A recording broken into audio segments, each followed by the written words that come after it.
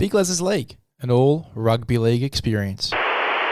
Hello, welcome back to Big LEZ'S League, an all rugby league experience. I'm your host, Big Les. This is the second interview that we're doing on the podcast for the off season.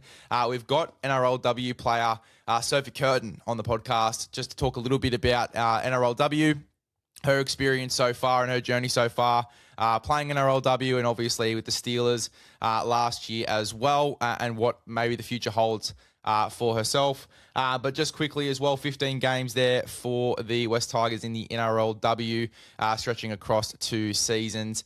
Sophie, how are you? What's been happening over the last couple of weeks? Obviously, you just started placement, I think, for your dietetics course. Yep. Well, firstly, thanks for having me. And yeah, recently it's just kind of been enjoying the off season. I know ours is a lot longer compared to the men's, which is frustrating in some aspects, but also it has some benefits as well. I had a ankle surgery at the end of last year, so kind of just using this time to recover from that as well. But yeah, you're right. I started placement last week for my 4th year in dietetics degree. So just kind of getting used to that full time, which is unfortunately totally unpaid, and still trying to fit in kind of my rehab and my training and social life around that. Yeah, so how is that sort of looking, the rehab from that ankle injury and getting back and just balancing that all? How is that looking for yourself, and how do you, tend to balance all of that around an off season? In the off season, it's obviously a little bit easier. You've got a little bit more flexibility with time and I guess kind of deadlines and things like that. So it's not much, I guess, not that there's not urgency, but it's not in season where obviously you're trying to get back as fast as possible. I want to kind of give myself as much time as possible to kind of let myself fully recover, be as strong and as mobile as possible. So kind of just taking it easy.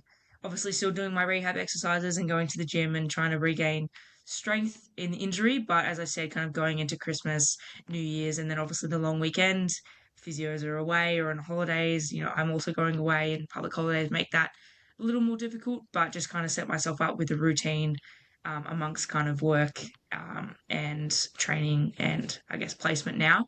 But I think routine's probably the biggest one, particularly in the off season. And I guess looking at that routine as well, generally, and you touched on it before, I guess the NRLW preseason being a little bit longer. What does that look like for NRLW athletes? Obviously, having it a little bit longer, you're not getting back into actual preseason with the girls, with the team, with the squads for a lot longer. How do you sort of fill that time? Is it a lot of extras and just trying to maintain a certain level of fitness, maybe an extended version of what the boys in the NRL try and sort of do with their fitness and just getting down to the park, kicking a footy around and stuff like that? What does it sort of look like for NRLW athletes? Of course, it's going to be different for everyone, and I'm speaking, I guess, on my experience and my experience with my close friends or teammates that I've been aware of. So I guess kind of in off season, as we mentioned, it's much longer than the men's break. So we don't start until about 6 weeks, or officially start about 6 weeks before the NRLW season starts. And so basically, with the CBA now, the club can't make you attend any sessions outside of that period. I believe they can do one a month that's recommended to attend, but I think outside of that, it's basically up to you. You're still able to use the resources at the club if you live nearby. You're still able to kind of get programs and things like that from the medical staff or the support staff. But I guess it's kind of your responsibility to maintain some level of fitness. Obviously, it's your time to kind of manage injuries and let yourself kind of relax. But it's also an opportunity to play rep footy if you're at that level. Obviously, playing for Australia or in the Pacific Nations Cup, that's also an option. So that kind of gives you a little bit longer to maintain your fitness without really having to do training on your own. I guess kind of as the men's responsibility to just kind of take care of themselves in the break, but also allow themselves to relax and get themselves back into a position where they're firing coming into preseason. So a mix of everything. I also think for girls, there's a little bit of time to kind of explore potentially other sports or other, avenues of training. So, like for myself, I have a background in martial arts, and I can't really train in that style during the season. So it kind of gives me an opportunity to do that in the off season as well. Bit of fun. It helps me maintain my fitness and also kind of a bit of contact as well. But yeah, totally up to the individual. people try and kind of connect with friends in the off season to train to kind of keep motivated and keep yourself accountable. But I'd say it's just probably more flexible. And most people are used to it now that it's I guess kind of been going for quite a few years. But I know myself, I kind of struggle in the off season with the routine and the regularity and going from training in a group format almost always to having to go to a commercial gym and kind of do like an athletic program. So it's definitely something I think most girls try and do is just link up so that they're all doing the same thing or very similar versions of it and going to the field and as you said, working on their skills and doing broken broncos and all that kind of conditioning that no one wants to do by themselves.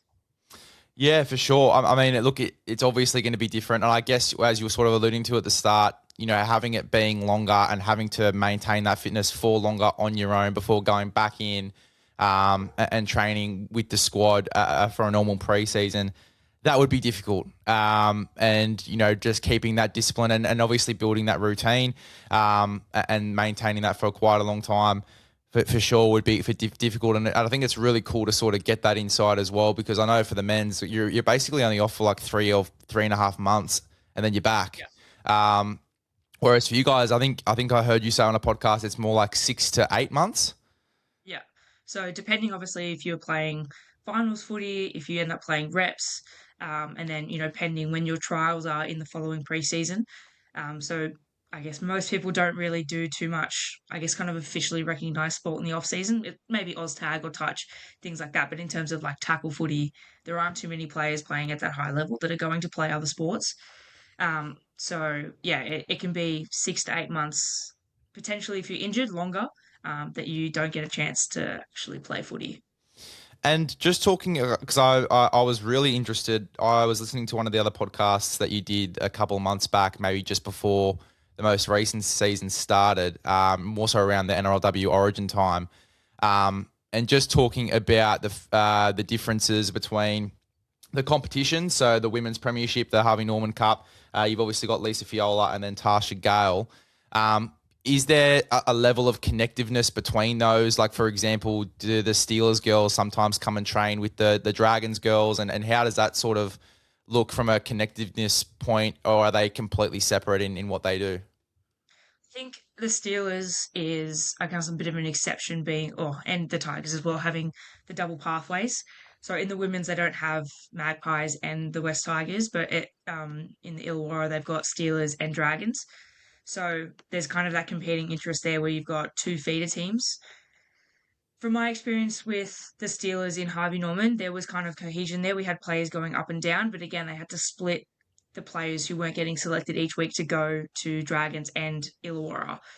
Thankfully, we had a lot of players who were with the club in previous years, so that wasn't, I guess, much of a change for the players who were already there. They'd already played with him in Tasha Gale or in Harvey Norman the year before.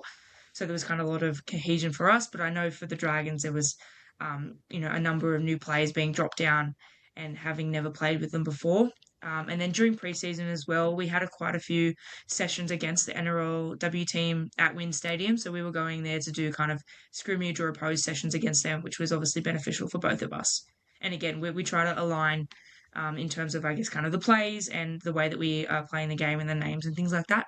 So it allows for a smoother transition if players were to get caught up, which we had a few go up mid-season because of injuries and things like that. And then again, the players who are either development or they're not getting selected each week come down and are still familiar with the style of footy and the plays that we have at the Steelers. Yeah, nice. I think it's definitely great that they're building that sort of relationship between the two. You guys are training together, learning plays, all that sort of stuff. I think that's unreal. And I think that as well, once we sort of get a more clear cut, like for example, what we have in the NRL with the New South Wales Cup and, flag, all that sort of stuff, and you build those level of pathways and really start to develop those pathways as well and making them stronger, building bigger squads for the girls as well in those NRLW teams, so you can allow for New South Wales Cup teams and these sort of things to grow and have more depth as well in your roster for, if people go down and whatnot. I think that's so great, and it's something that we can definitely hope for going into the next couple of years as well, and just building even a stronger connection between the two. I think would be awesome to sort of see, even for myself as more of definitely more of a casual when it comes to NRLW. And, I'm still sort of getting into it myself and love watching it grow, especially the Origin. I think that's something that a lot of us fans would have tuned into as well, considering it was a day earlier or a day after. There was that extra day where you could sit down and watch the NRLW girls get stuck into Origin. Speaking of Origin, you obviously played a little bit of that for the university as well, and you guys won. You got player of the match in that one. How was that experience and playing with the girls in a bit of state of Origin, getting a bit of taste of Origin there? No, it was awesome. It was actually my second Origin game. So I was in the inaugural under 18s Women's Origin game in 2019. So we played Queensland as the curtain raisers for the women's at North Sydney Oval. And we beat Queensland in 2019, which is always nice to bring back up and rub it in a little bit. So it was my second taste of Origin, but as you mentioned, for the uni this time or uni level playing. So it wasn't, I guess kind of consistent in terms of the pathways. It was the first time it ever happened. They were kind of figuring out, obviously, the nuts and bolts and the details of things. So it was a little bit kind of all over the shop at the start, but from what I've heard, it's going to be even more professional and even better going forward this year and beyond. So we had, I think it was a month of training, maybe once a week leading up to the competition, and they just kind of slowly reduced the squad. And then going into the camp a few days prior to the game, we were all staying in a hotel together and training, which was obviously a lot of fun. It was great to kind of meet some new people outside of my, typical Harvey Norman friendships and previous NRLW friendships. So it was, yeah, as I said, it was really cool to kind of play with different people, get to know a few people, and then also an opportunity to kind of play with some old friends that I hadn't had the opportunity to do so in a while. You mentioned obviously that I was able to get player of the match, which was amazing. Super grateful for that. I was also selected in the Merit Australian squad, and also was the captain of the team. So they were all really, really cool things.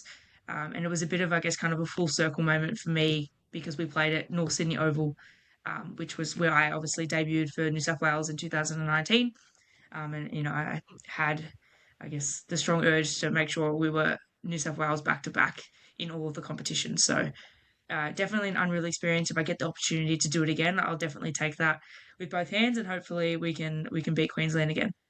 Well, I'll tell you what, not many people can say that they've beaten Queensland twice and Yeah. hold Queensland to nil. So I think that's unreal. And look, I was trying to find some more details on the Australian Merit squad as well. I just couldn't really find anything online other than the back end of the article when they were talking about yourself and obviously the game that went against Queensland for that uni game, the fact that a bunch of you guys were selected in that Australian squad.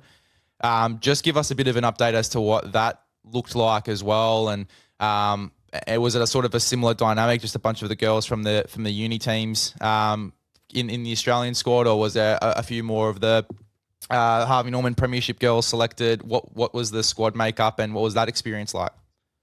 So obviously, New South Wales having won the game, there was probably a bigger proportion of New South Wales players in the merit squad. At the time, we didn't know it was going to be like a merit squad. From what we had heard, there was going to be an Australia game. It was either going to be, I think it was going to be in Melbourne or in PNG, I think.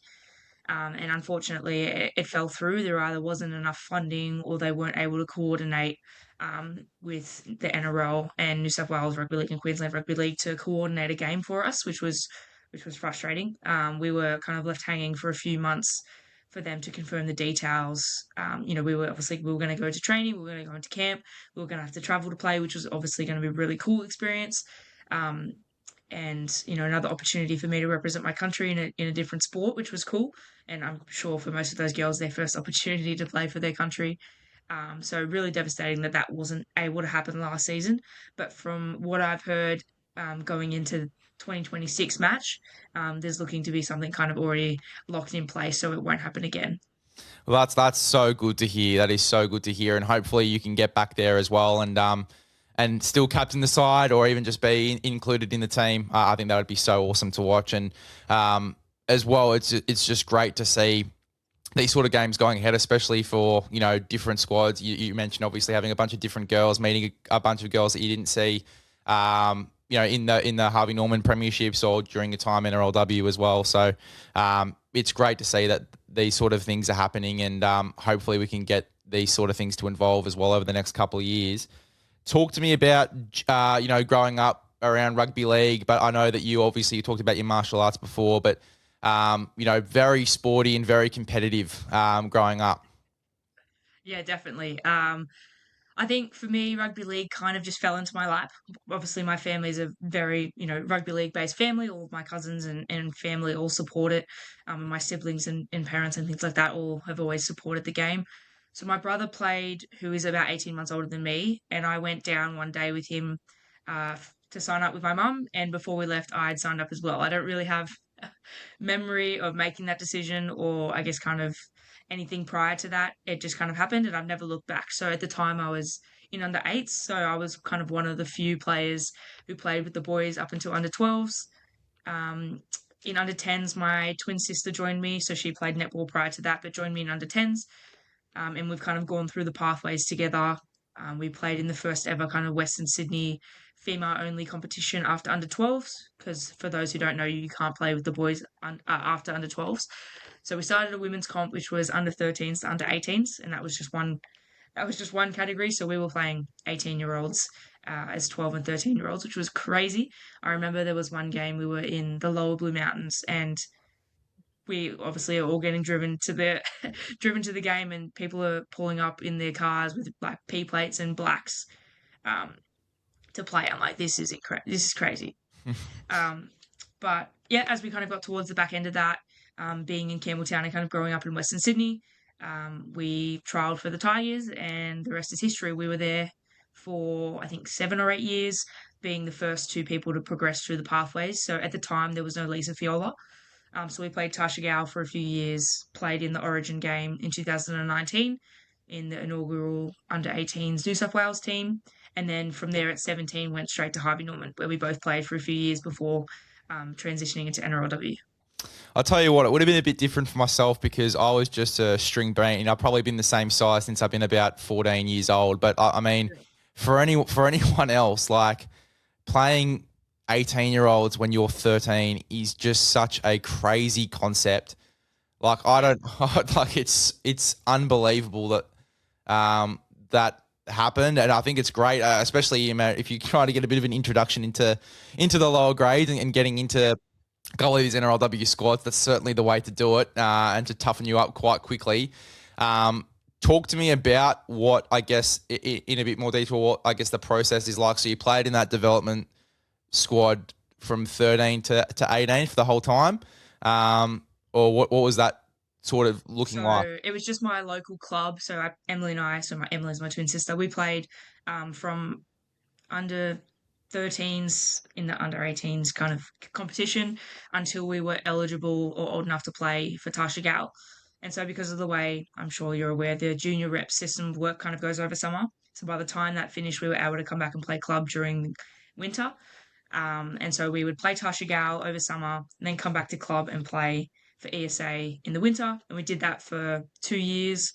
And then after we played Origin in 2019, instead of going back to club, Emily and I both went straight to Harvey Norman, which is the women's reserve grade. And so we were 17 at the time. And so we were the first two to graduate kind of in that pathway. Now there's obviously Lisa Fiola, which is the younger age group. And so that didn't exist until a few years later. And then some clubs have also got like an academy program, which is even younger. So it's kind of that 12 to 15 year category, where they sometimes do games, but I think it's mostly kind of just development and training, and an opportunity to kind of get yourself in the pathway to get into Lisa Fiola, Tasha Gal, and so on. So just for the people that are listening as well, just for a little bit of confirmation for those that aren't tapped into the women's rugby league space. So Tasha Gal or Lisa Fiola would be the equivalent of like Harold Matts? Yep, so that's the younger division, and then Tasha Gal is SU Ball. Okay, there you go. That's perfect. That's something that I've sort of been wanting to know. And then like for a Queensland Cup equivalent, like what does it look like over there? Is it similar sort of thing, or are a lot of the girls coming over to New South Wales to play? I don't know about Queenslanders coming to New South Wales to play. I don't know the exact details of their competition up there. I imagine it's quite similar.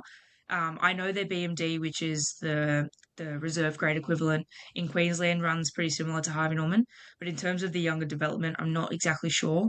I know that there's a school competition now, so there's like Aussie schoolgirls and that kind of thing. So that's definitely the same in New South Wales and Queensland.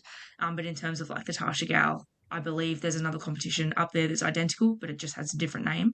Um, I don't, as I said, I don't think too many Queenslanders are coming to New South Wales, but I know that there's quite a few Kiwis that are coming to New South Wales to play in Yeah. those younger age groups. Um, but yeah, as far as I'm concerned, it's pretty similar in Queensland. I mean, I think that's probably something even that I look at, and I think that would be an awesome next step if we can get competitions over there in New Zealand, and really work on the development over there, because I know that there's a real good pool, especially looking at the NRLW side for the girls this year over in New Zealand. A lot of rugby union players had come over and wanted to play in that. And I got to watch the sevens for the girls for New Zealand, and they just pumped every single team that they versed. It was tough. It was tough going there as an Aussie because they would beat every single team. So there's definitely a really good. You'd imagine there'd be a really good stretch of talent over there for the women in New Zealand. I think it would be awesome to get some competitions over there, because I was sort of reading a little snippet from one of the management companies. I'll get the name of it now. I think it was XL Sports, and they were sort of talking about how they're managing female athletes, and what it looks like as well, especially for those girls in New Zealand, that and what their pathway can look like. A lot of them are coming to New South Wales and having to play over here before getting an opportunity, or maybe potentially going back and joining some form of pathway over in New Zealand. So I tell you what, I think that would be an awesome next step for sure, to get a level of pathways over there, if there isn't one already, to really grow that talent pool. Like even a good example, more so for the men's, is that there wasn't really great junior bases. I think in Melbourne as well. A lot of the Melbourne, especially the Polynesian side of things, a lot of them were going over to AFL and playing that instead, especially because AFL is a much bigger sport in Melbourne than it is for rugby league. And then they've really tried hard and focused in their energy into building a better development system over there in Melbourne. And now a lot of those Polynesian guys, especially, are moving over to that. So I'd love to hear your thoughts, but I think it would be awesome to see a much better focus on the junior development over there in New Zealand as well for the women. I mean, there's definitely, as you're right, there's kind of a lack of pathways for, I mean, not only the women, but the men as well. And I guess that kind of comes from one, there's a few reasons, being union is their primary sport. And so a lot of their talent kind of goes and focus goes into their union pathways. But also, I think as well, they've only got the one team there, and there's so much talent over there that potentially looking at another team could be a possibility to kind of help um, support in terms of funding and things like that. And the North and South Island, and having potentially two teams there to kind of recognise more talent across the whole country. Also, I guess in the NRLW, there hasn't been a Warriors team for quite a number of years now, or since COVID. So for those who don't know, they were in the original four teams of NRLW when it first started, but due to COVID, they had to pull out. And so they've only reintroduced the team in the last year or two. So, that's kind of put a pause on things, I believe, over there as well. Um, Obviously, funding, having them kind of fly over to New South Wales or to Queensland every other week is quite expensive. And as you said, there's kind of players coming over to New South Wales, so then that dilutes their playing competition in New Zealand. And as far as I'm aware, there are pathways in New Zealand, and I've had some, I guess, kind of friends that I've met through rugby league who moved over there and are either playing or kind of working with the Warriors to kind of develop that space. And it's definitely improving, and it's going to continue to get better, but it's not quite at the caliber that it is in Australia. And again, that's because people are moving over here to play, so it's diluting the talent. There's not enough money, potentially travel being an issue, and then obviously the NRLW team not being an option up until last year or the year before, versus 5 years ago. again, it was a lot of the union players kind of making up the team. So they kind of were just jumping back to union anyway and not sticking to rugby league in kind of the junior pathways or in the off season um, when when they would normally be playing junior reps. Your sister's currently over there in New Zealand, right? She's or she just had a season over in Yeah, New she had a Zealand. season over there. Yeah. How was that? Obviously, with one of you guys playing in the Steelers for the Harvey Norman Premiership, one of you guys over in the NRL. Bit of banter there. I know that you guys were quite competitive. So, is there any sort of banter Yes. there? What have the conversations been like? Not necessarily banter. Obviously, I was super happy for her, and she was loving her time over in New Zealand, and had nothing but kind of positive things to say about her experience over there.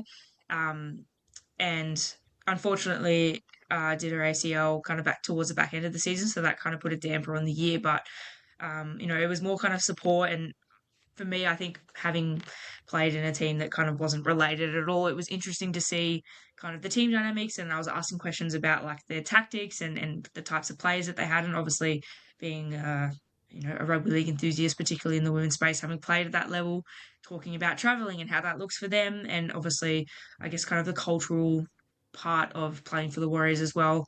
And Emily being one of the few players who was who moved over there to play. Um, so it was kind of for her starting fresh, learning, a little bit more about the culture and living over there and what that life is like. And then obviously learning an entirely new kind of way of playing. But again, yeah, she loved it from everything that, I had heard from her, and I loved watching their games and loved supporting the club as well. And I kind of got a bit of a soft spot for them now. But yeah, massive props to I guess kind of the Warriors for taking her over there and kind of giving her that opportunity. But injuries suck. So hopefully, at some point in the near future, is able to kind of go back and reinstate herself in in the half pairing. And you two both in a pretty similar sort of boat this year in regards to looking for that NRLW contract, or is Emily signed somewhere for next year or this year?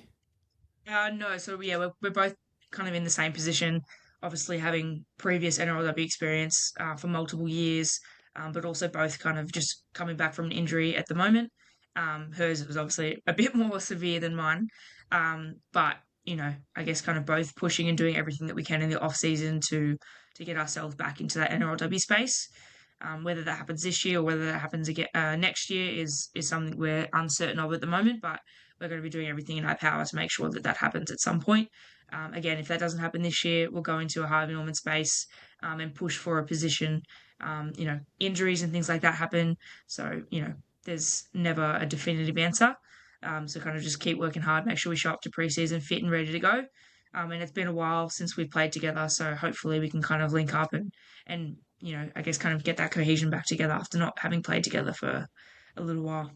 Well, that would be awesome, right? I'd love to see you guys playing maybe together or at least back in the NRLW again. I do wish you both the very best in getting back there. Thank you. I do want to move through to the nutrition side of things. I know that you're doing your dietetics course at the moment. How did that interest sort of begin? Is it sort of off the back of being a professional athlete and sort of being in that sort of environment? Yeah, pretty much. So as I mentioned earlier, I had a good stint in martial arts, and competed at quite a high level in that. And for most people that they know that martial arts is a weight-based sport, and so kind of juggling being a teenager, being a female, but also playing high level rugby league and competing internationally in martial arts, it was quite a lot to juggle, and they're kind of opposing, I guess, physiques and training demands. So that was really hard to juggle. And I guess kind of towards the back end of my fighting tenure, I got some help with my nutrition from a sports dietitian, Ryan Pinto, who kind of changed my understanding and I guess kind of appreciation for the impact that nutrition has on performance, health, and happiness. And so, kind of towards the back end of my fighting career, saw a massive improvement in all of those because of his help. And so that kind of sparked my interest kind of towards the end of high school.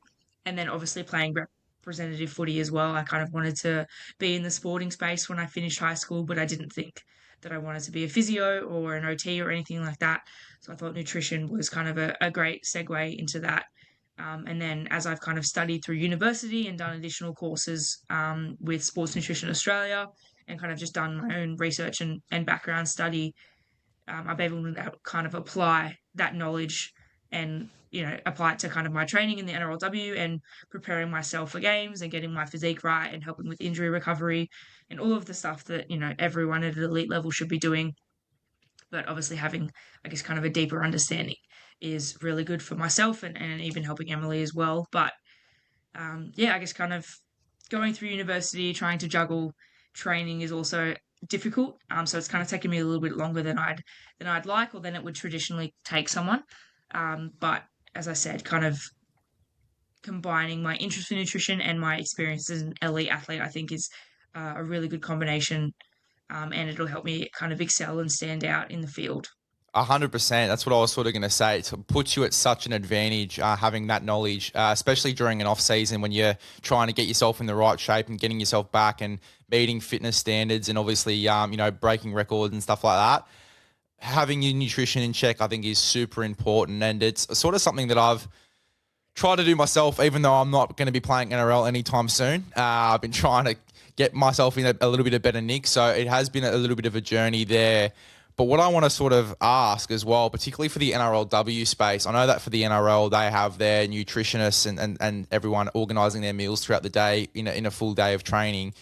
For NRLW athletes, what does that look like? Do you have nutritionists at the club, or do you get to use the ones that the NRL lads are using and they provide meal plans and whatnot for you guys? And how does that sort of look in the grand scheme of things?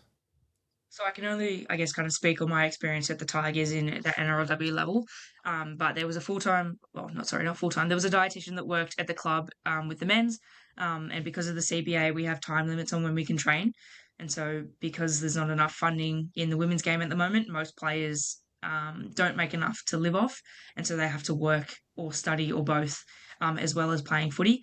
And so the way we used to train, it would be you can't train after 8 a.m. or before 4 p.m. So that was kind of our allowance to work and study.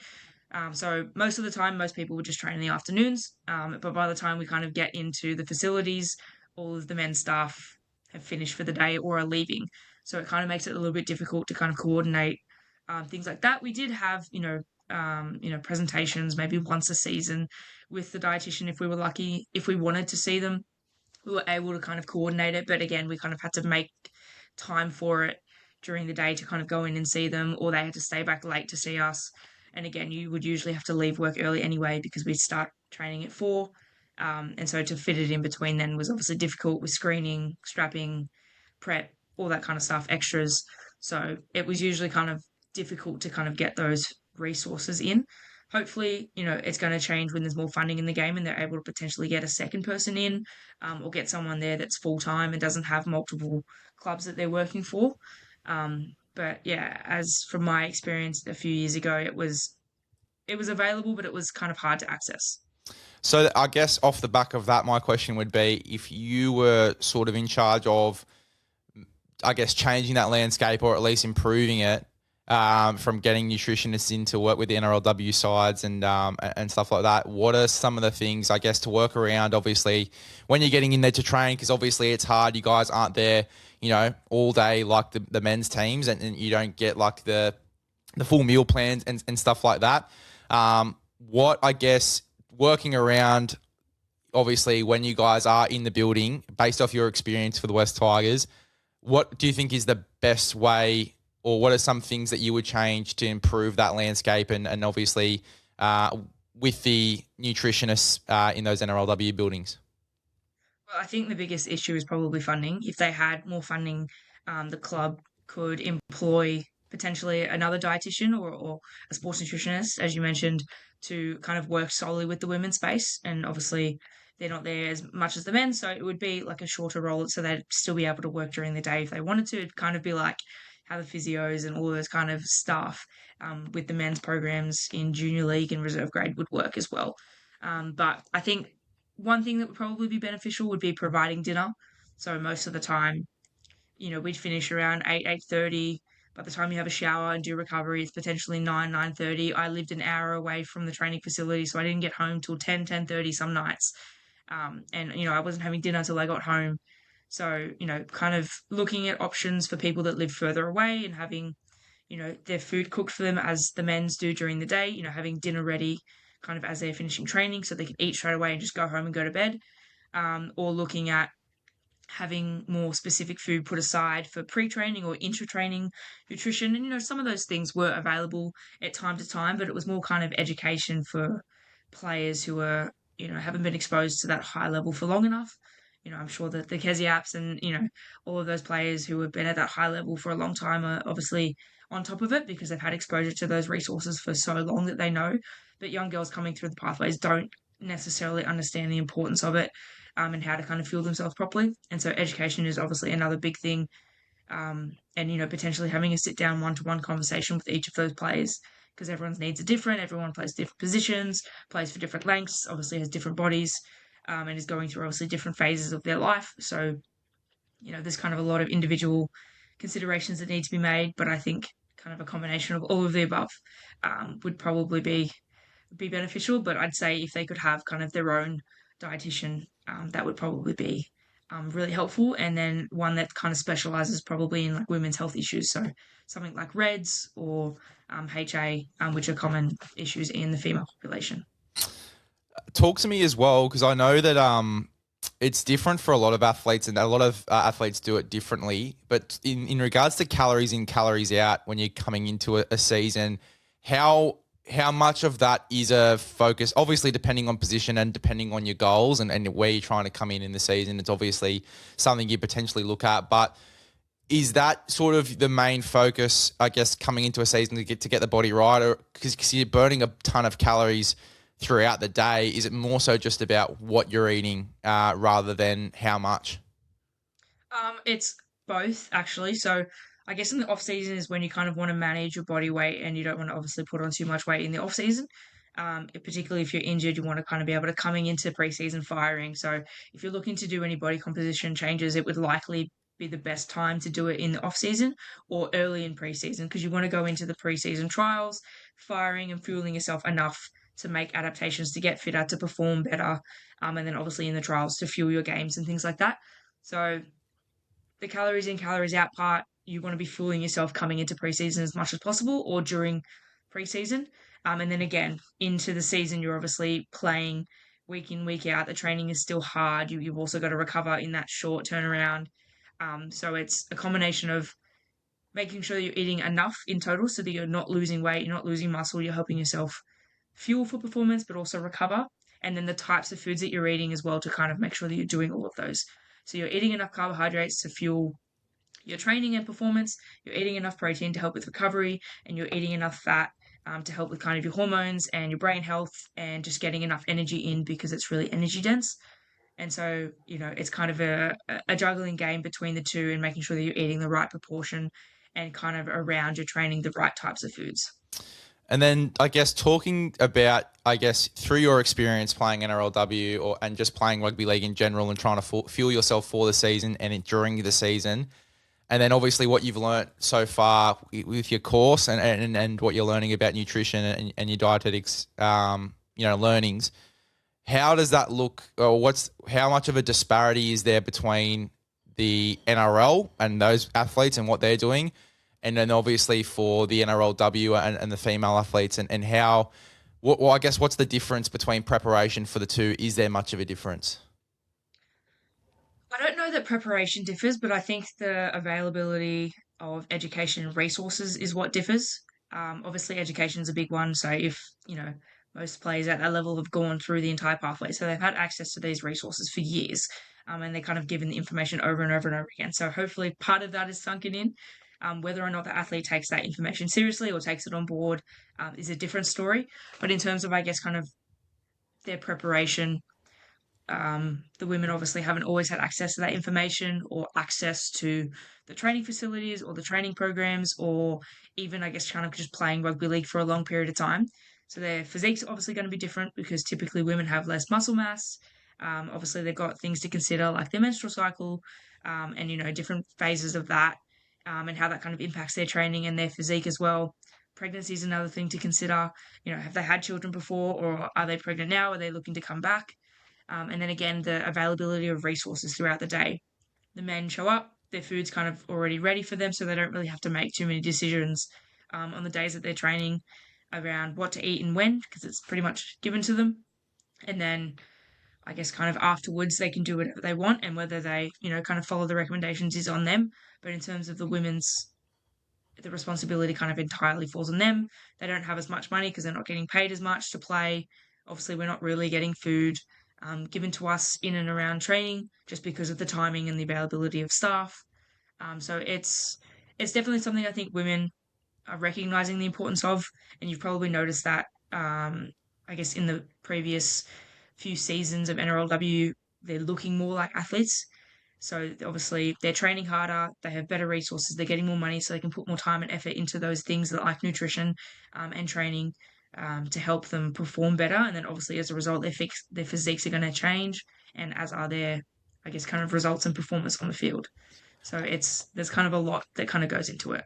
100%. And I think the big takeaway from our conversation so far for me has been the resources, and just providing more resources to those female athletes in order for them to be better prepared. I mean, as you said, they're looking like athletes at them, as the seasons have sort of progressed, and you can even tell it in their footy, just the way that they're playing, their physicality. I tell you what, I think there's definitely more big hits in NRLW at the moment than there are in NRL, but it's probably because the NRL athletes are also scared of all the rule changes coming in, and they probably get sent off. But it's really amazing to see, as you were sort of alluding to, I guess, the development and but more so, I guess, these women obviously learning as they've been in the systems longer and longer, and looking more and more like athletes, and then that obviously translate to on the field as well. I think the big one that I wanted to sort of touch on as well, which I don't think has really been discussed a lot, and I guess it's not something that as casuals like myself who casually watch this NRLW, pregnancy is something that doesn't get talked about a lot as well, as a huge sort of factor, because that can sort of it puts a lot of what you're doing prepping into a season, and even just the season itself on hold. What does that space look like at the moment for NRLW athletes, just based off what you've seen? And I guess if it's been sort of talked about, with presentations and stuff like that, and that education through the systems, what that sort of looks like for NRLW athletes. And I guess from your experience through the courses that you've done as well, how would NRLW athletes work through that best, and what should they be doing during that time while they're not playing rugby league, to ensure that, after that sort of finishes up and they're able to come back and they're able to train to a higher intensity? Like, how do they fuel themselves best to get back to that sort of stage? Again, obviously, pregnancy is a very, I guess, kind of difficult topic. There's so many things that are kind of go into play to it. But from my experience and the players that I know that have fallen pregnant while playing, or kind of, I guess, in their playing career, up until only a few years ago when the CBA got first introduced, women weren't paid if they fell pregnant. So if they fell pregnant, they didn't get paid by the NRLW club. Their contract was kind of ripped up and they had to replace them. Whereas now that if you're contracted and you fall pregnant, there's funding from the NRL to help clubs replace those players, and they're still able to get paid. And then they replace the player, and then once they come back from pregnancy, that their rest of their contract is kind of fulfilled. Obviously, in terms of, I guess, kind of fueling themselves, depending obviously when they fall pregnant and when the season kind of falls, you would definitely be working alongside the doctor at the club. So each club has obviously got their head doctor, but also probably the S&C staff, and then the dietitian as well. There's particular nutrients that people that are pregnant need to, I guess, kind of prioritize for the health of their baby. And also, creating a human puts a large stress on the person as well. So they need to make sure that they're eating enough. As well, if they're still training, that's another consideration. How are they feeling the performance? Also, in terms of safety, making sure they're not doing anything they shouldn't be doing to put themselves or their baby at risk. I know someone who just had twins, who was an elite rugby league player, so Ricky Horn, we're good friends. She's just had twin babies, and she's obviously making her way back into training and into fitness because of, it's the off season now. She's got a little bit of time to kind of get herself ready, but obviously having two babies, has a massive impact on that as well. Depends on the potential weight that you gain and lose, if you have a C-section or if it's a natural birth, if you're breastfeeding or not. There's so many things that kind of go into it, and considerations that need to be made on the individual, and their circumstances, and I guess again the timing of when they fall pregnant. So someone like Caitlin Johnson, who I wouldn't say rushed back, but had a shorter return to play, would obviously have different considerations to someone who had a baby and then towards the end of the season and had the whole off season to kind of get themselves ready. And then also depending if they're a single parent or not. If they've got someone to look after the child while they're able to train and kind of go see potential specialists, to work on their nutrition or to go and train at the facilities at the club. There's so many things that go into it, and it's definitely I guess, a very complex topic that would have to involve many people in, I guess, kind of the medical facility.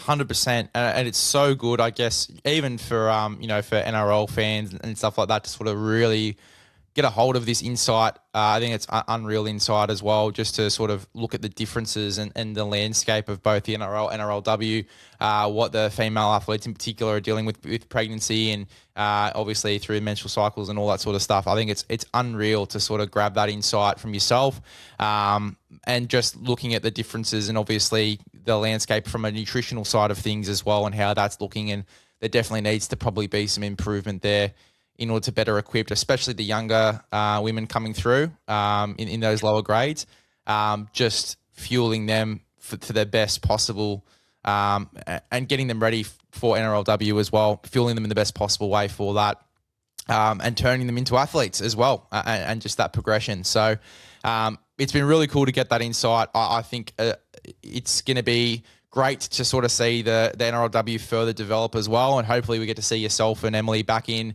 the NRLW very, very soon. Just quickly before we finish up, I want to touch on your Instagram page. You obviously started a page and a business as well, Sophie Sport Nutrition. Talk to me about how that sort of started up and what the plan is with the page and with the business over the next couple of months and seasons.